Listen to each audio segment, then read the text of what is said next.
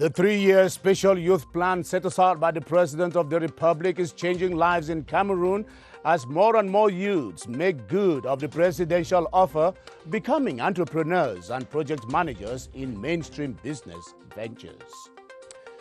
The 5th generation technology, otherwise known as the 5G, beckons on Cameroon as the disruptive technology transforms broadband cellular networks with ease of communication and interconnectivity. World Football Governing Body FIFA slams a 5-year ban suspension on the president of the African Football Confederation, Ahmed Ahmed, over involvement in corruption and other unethical deals in the football milieu. Those are our lead stories. Hello and welcome to the 7:30 News. I am Ben Menopufong.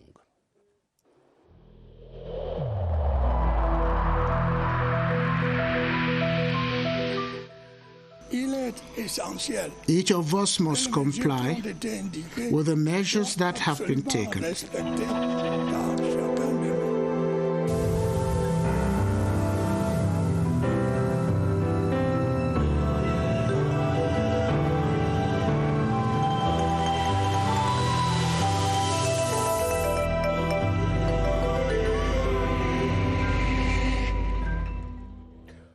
Welcome once again, and I'm glad to be back with you again.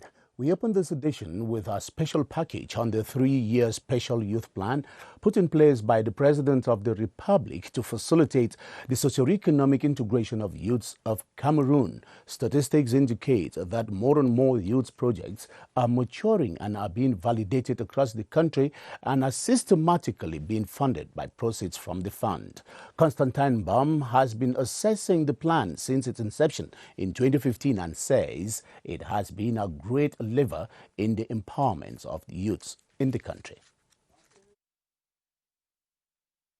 When the 3-year Special Youth Plan was officially launched in January 2017, 38 youth projects from the 10 regions were financed from the resources of the Ministry of Youth and Civic Education, worth 380 million CFA francs. Subsequently, the ministry proceeded with the funding of 1,141 youth projects of the first batch, worth 1,500 million CFA francs. It should be noted that the 2017-2018 batches have a total of 3,835 projects that have undergone maturity. Out of the 3,835 projects, only 1,141 have been based on funds made available to the Ministry of Youth Affairs. 2,694 projects are still awaiting funding. 3,500 million CFA francs has been distributed this November to 1,325 youth of the 2017-2018 batches through equipment. 1,612 projects are expected to be funded this 2020 to the sum of 4,363 million CFA francs. The total number of projects expected to be funded by the end of 2020 is 5,483, estimated at an overall total of 14,971 million CFA francs, creating a total of 16,021 jobs. And funding for the 3-year special youth plan targets youth projects in the fields of agriculture, industry, the digital economy, and other innovative endeavors. More than 5 years down the line, already some youths have taken advantage of the presidential offer and are making a name for themselves in some of these fields. Ewane Apole took interest in 2 of them engaged in the dress dyeing and tailoring sectors and now paints a portrait of their business and achievements. This youngster, professional in dress dyeing, is among the many youth whose projects were financed through the Special Trainer Youth Plan. I'm doing dyeing of dresses. I have received 2,700,000. This money has helped me to develop my workshop, and I have equipment. I'm already getting more money from the business. For now, my business is succeeded. I can feed my family. I have also employed workers. Meanwhile, Lovelin Chupo, involved in tailoring, also benefited from government assistance. The money that the government helped us was 1,700,000 francs. We have used the money to buy some machine. We are expecting that the government should help us again more. The 3-year Special Youth Plan is an initiative put in place by the head of state, Paul Biya, whose ambition is to help curb youth unemployment and boost economic growth. In our investigative report for tonight, we parade you through the marvels of the 5th generation technology, popularly known and referred to as 5G. It is fast becoming the most preferred technology given its high speed and ability to handle a higher level of interconnected networks. Emanuela Vermeuil accosted some IT-savvy minds on the advantages of the 5G technology and how much inroad it is making in Cameroon. Here's our report. Picture items in your home, from refrigerators, televisions, desktops, clocks, and even surveillance cameras, interconnected to a device which you can manage by internet away from home. This is the capacity of the 5th generation network. Characterized by a very large bandwidth, a good debit, large availability of network access. Likened to an 8-lane motorway, 5G has been adopted in many countries in North America, Europe, and Asia. Services which need such networks are not yet in the market. So, for example, Internet of Things, objects which can autonomously decide or move within network. We don't have it right now.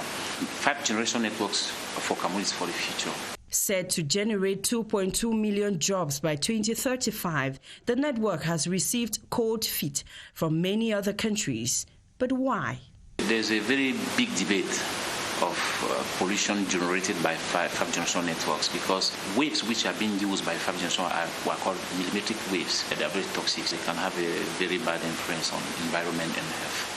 Officials of the Ministry of Post and Telecommunications say Cameroon needs to reach a saturation level with 4G network before thinking of a switch. That is not yet the case.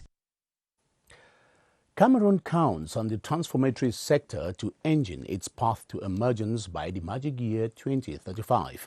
This explains why government is placing a high premium on the transformatory industry so as to add value to products produced locally. Loma Slim Davis reports that this economic breakthrough can be attained through industrialization and import substitution. Industrialization with focus on transforming local produce and raw materials remains the best bet to pull a country into the folds of development, and this should take into consideration home and export needs. States should define the playing ground for the private sector and give the driving seat to the industry, the private sector to be at the front seat and produce. A country like Cameroon may not be able to develop infrastructure all over, but then in a specific geographic area, we can be able to put in place that world-class infrastructure, which may attract in such a zone modern investors, foreign direct investors who can link up with our SMEs.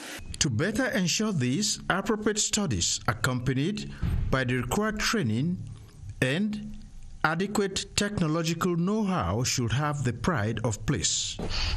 A comprehensive exportation, externally driven policy, it's very, very important, because this is who are those that gonna export? I mean, we need to accompany them. We need to give them export credits. And if the government does not develop, what you call a comprehensive resource mobilization plan, then this is going to be difficult. Transforming local produce will boost employment, preserve foreign exchange, and ensure a balanced national development. Cameroon's Minister of Small and Medium-Sized Enterprises, Social Economy and Handicraft, Achille Basilican III, today held talks with the resident coordinator of the UN system in Cameroon, Matthias Zananab. The two personalities discussed new ways of reinforcing the small and medium-sized enterprises sector. Here now is a joint excerpt of the two personalities on the main thrust of what they exchanged about. Hope to be able to support the ministry, to be able to reinforce the the activities of small and medium-term enterprises, especially for women and young people that constitute more than 60% of the population. I will confirm that it was possible to explore how best the private sector could be assisted. We found that with their support, it will be possible to accelerate this process, but at the same time also derive more benefits for our micro, small and medium-sized enterprises. Cameroon's lawmakers have made an advocacy for a single code on children protection in the country, which embodies national and international laws on children's rights. This was at a plenary sitting of the National Assembly, during which members of government joined civil society actors and non-governmental organizations to exchange views on how to harmonize policies that safeguard children. Esther Kima reports on this development and other events at the National Assembly today. Wedging through the plethora of legal instruments on child protection, the impediments to their apt discharge are discernible. This, the Deputy Speaker, Honorable Emilia Monjo Alifaka, admits, can be checked with a child protection code in Cameroon. She admits is the most dignifying initiative. Putting in the single code related to children will be a very good thing to do. Government is redoubling efforts to safeguard children's legitimate rights, which remain contravened in different forms. Displaced children, how do we protect them? Early marriages, you talk of girls that are raped. Some gaps, especially in the context of disaster and conflicts, that still affect children. The advocacy will enable the younger generation explore their full potential and influence future policies.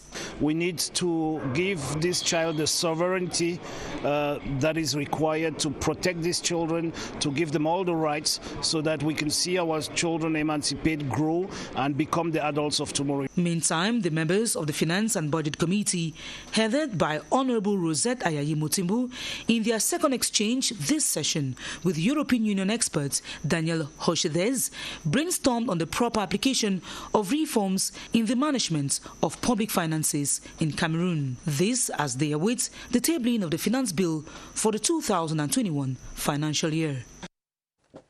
Campaigning for regional council elections are hotting up across the Cameroonian territory, and the Herculean task for traditional rulers running for the December 6th regional election is getting funds for their campaigns. They are still on a fix whether or not they will have public funding for their campaign activities. Ebenezer Akanga talked with a political scientist for insights on the issue, and this is what he pieced together. If the law is clear on public funding of campaigns of political parties, it is not the same for campaigns of traditional rulers. When it comes to the funding of elections, it is governed by the Electoral Code of 2012. And in this Electoral Code, you see, for instance, in Article 275 of it, in which it holds that the state accompanies this electoral process or funds electoral campaigns and referendums. That is what you see in Article 275. But if you should go to Article 276, and most especially sub 3 of it, you realize that the funds that they enjoy, these public funds, do see political parties and candidates. Remember that traditional rulers are candidates. They are not considered under the banner of a political party. As traditional campaigns for the regional council elections, they are expecting their situation to be clarified. The law comes in to give the state that responsibility to fund them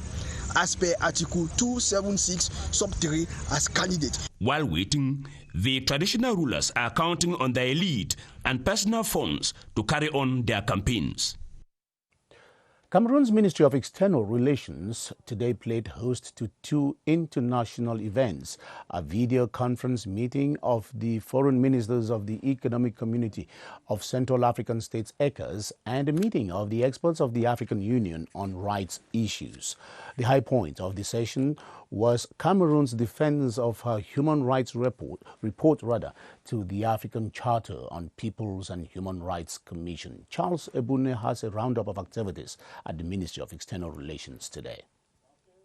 An array of officials from the Ministry of Justice, Ministry of Defense, and other government agencies, plus the National Human Rights Commission, at the Ministry of External Relations Conference Hall to defend the 4th, 5th, and 6th periodic report of Cameroon to the African Charter on Human and People's Rights. According to Minister Felix Mbayu of Commonwealth, Cameroon's defense of human rights and people's liberties is within a well-defined context. We also took advantage of this to develop and strengthen the constructive partnership with the Commission. Constructive partnership which reminds the Commission that the promotion and protection of human rights is done within a context, within an ecosystem. The meeting was an opportunity for the Cameroonian delegation to succinctly report about the human rights situations in the northwest and southwest regions of the country. Adjacently, External Relations Minister Mbela Mbela was meeting with counterparts of the Economic Community of Central African States few days to the next summit of the leaders of the organization. The 2020 Synod of the Presbyterian Church in Cameroon is meeting in Buea to seek ways to make the church effectively play its role in the disturbing situation in the country. The PCC moderator, the Right Reverend Funky Samuel, during the opening of the two-day Synod meeting, called for ceaseless prayers for peace to return to Cameroon. Details with Bridget Njep Atam from CRTV Southwest.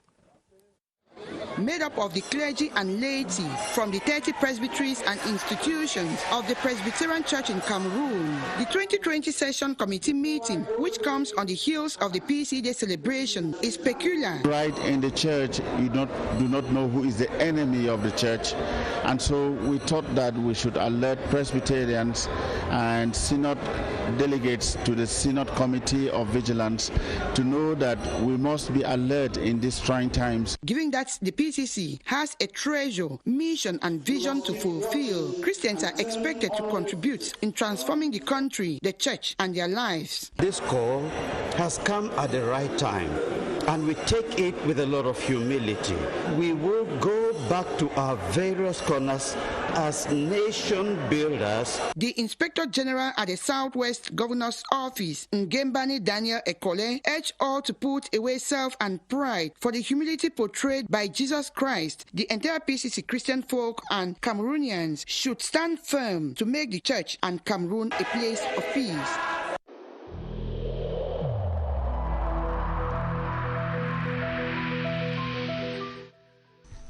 The wearing of face masks in public places will be mandatory until further notice.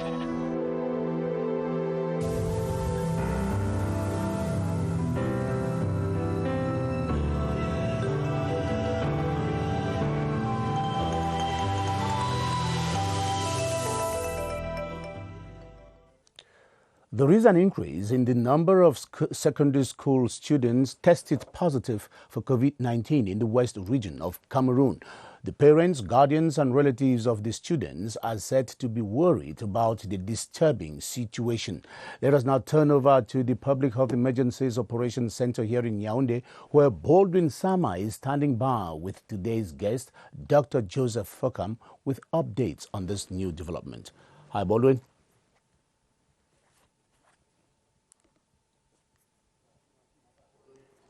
Good evening to you, Ben Menopufong, and welcome. If we find ourselves where we are today, especially in the west region of the country, it is simply because more and more persons have stopped respecting these outlined barrier measures to limit the spread of the coronavirus. And that's why there is this persistent increase in the number of persons tested positive for the COVID-19 in the west region of Cameroon. With these patients who are in the hospitals, do we have any reasons to be worried? We discussed that tonight with our guest, Dr. Joseph Fokam. He is a virologist. Good evening to you, doctor. Good evening, Baldwin. With this rise in the number of persons tested positive, especially the patients in the different hospitals in Bafoussam, is there any reason for us to be worried? Absolutely. We are getting more and more worried due to new cases that we are registering. As a matter of fact, in the West region, for a single day, we recorded 17 new cases of COVID-19. And during those same days, we had 5 critical cases hospitalized in Bafoussam, among which 2 died, unfortunately, and 2 also are in a critical condition. And actually also in Yaoundé over this past weekend, we have been seeing an increasing number of new cases, including children less than 5 years and also some of them less than 10 years. So there is really need to get worried and to get people back to barrier measures.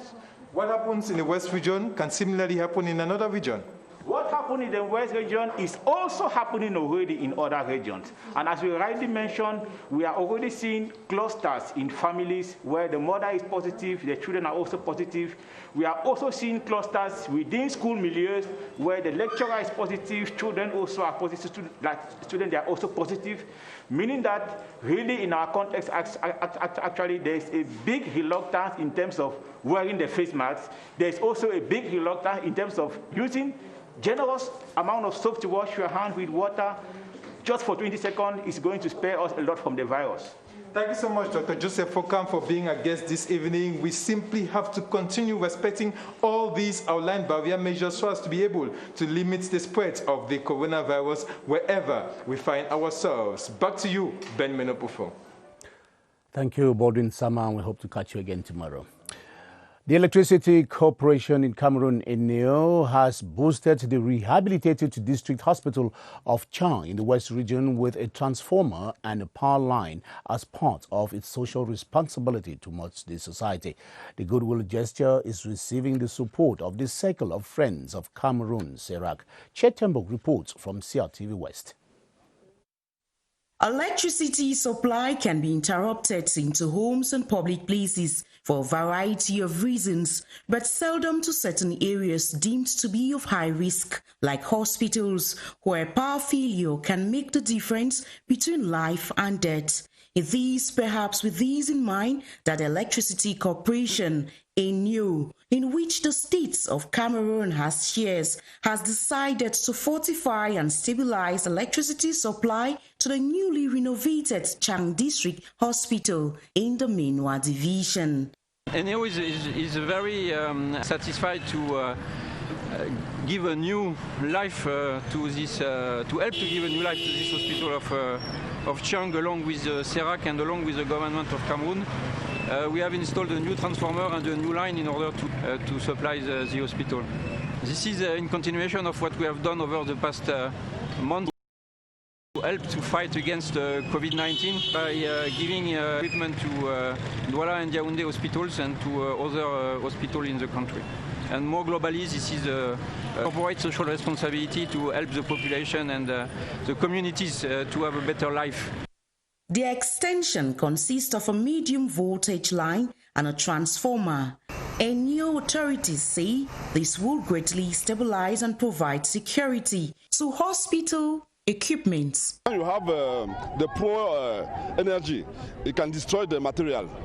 And then with this transformator, we have to improve the quality of our service in the lab, in the radiology, in anywhere. That means I can say that we are very happy today for the gift of the First Lady and his team. The commissioning of the extension of the ENEO electricity power grid took place in a ceremony to hand over the refurbished Chang District Hospital to the people. On a similar note, Cameroon's water utility company ComWater has assured Cameroonians that water supply in the different cities that will be hosting the 2021 African Football Championship is secured. That's how repair works and the regulation of supply lines is ongoing in the littoral and the southwest regions of the country. Veronica Benyela reports on the nature of work that is going on the ground. In a few weeks, there will be an influx of foreigners in Cameroon for the 2021 edition of the Football Jamboree CHAN. It is therefore imperative to ensure a steady water supply system in the country. The Director General of ComWater says so far they are regulating a few loose ends, but water supply in the main cities where the games will be played have been secured. As of the stadiums that will host the games, as well as the training sessions, they have received new and more vibrant connectivity of water supply. Limbe is one of the cities where matches will be played. In 2016 we organized the African Nations Cup female. So everything was already constructed. All the structures were there and the water was also sent to all those areas. It should be noted that the Conference of Central and External Services of CamWater is an occasion to evaluate the evolution of water supply in the country. They meet every 3 months to look at the challenges they face and way forward. Officials of CamWater say, despite the upcoming Shan and Can competitions, CamWater has the duty to supply potable water to Cameroonians every day. And now on to sports, and the news fell today like a bomb blast, announcing that the president of the Confederation of African Football, CAF, Ahmed Ahmed, has been banned or suspended from all football-related activities for the next 5 years. The decision made public today was arrived at by the adjudicatory chamber of the Independent Ethics Committee of the World Football Governing Body, FIFA, that found Ahmed Ahmed guilty of violating many articles on football ethics, including financial misappropriation. Baldwin Sama reports on the reasons and implications of the FIFA decision. It is the end of strained relations that have existed lately between Ahmed Ahmed and the World Football Governing Body, as the adjudicatory chamber of the Independent Ethics Committee found Ahmed Ahmed, president of the Confederation of African Football and FIFA vice president, guilty of having breached Articles 15 and 20, which have to do with loyalty and accepting gifts, Article 25, that has to do with the abuse of position, and especially Article 28, which concerns the misappropriation of funds. Ahmed Ahmed's indictment concerns his position as CAF president from 2017 to 2019 on CAF-related governance issues. The Ethics Committee therefore decides that he has been found guilty and has been banned from all football-related issues, be it administrative, sports, or any other, both national and international, for the next 5 years. Consequently, Ahmed Ahmed, due to this suspension, won't be able to be present in Cameroon next year for the African Nations Championship in his capacity as the president of CAF. Equally, Ahmed Ahmed's candidacy for next year's CAF elections won't be retained based on this suspension. The 7:30 news on the Cameroon Radio Television this Monday evening. That's the way it was. Thanks for watching. Bye-bye.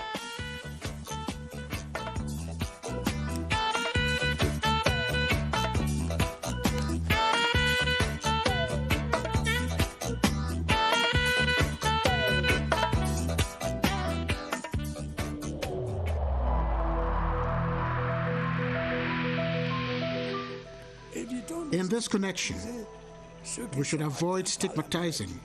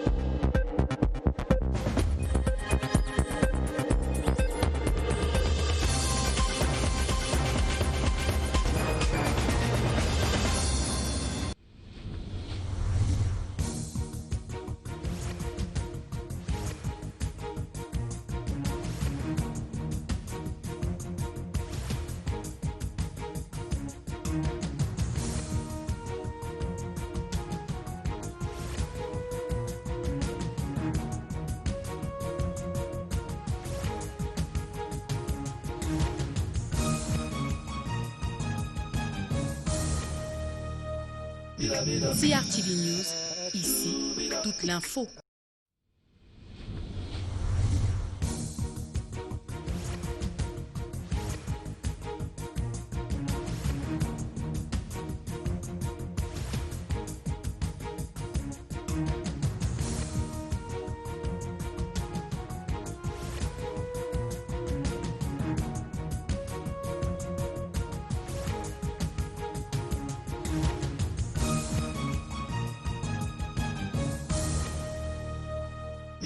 CRTV News, ici, toute l'info.